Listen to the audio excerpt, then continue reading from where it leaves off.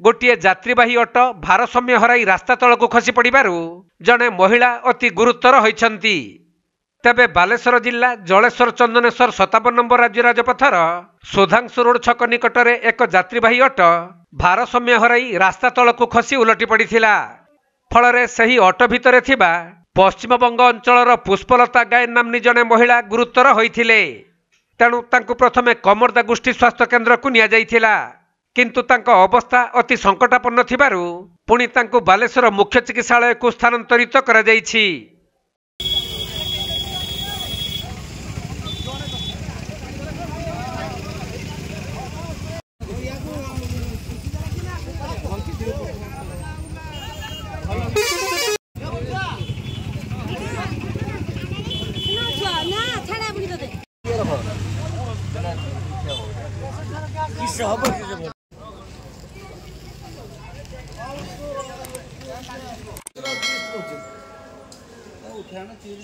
बालेश्वर जिला Bhograi Chandan Kumar Das report, Konark live.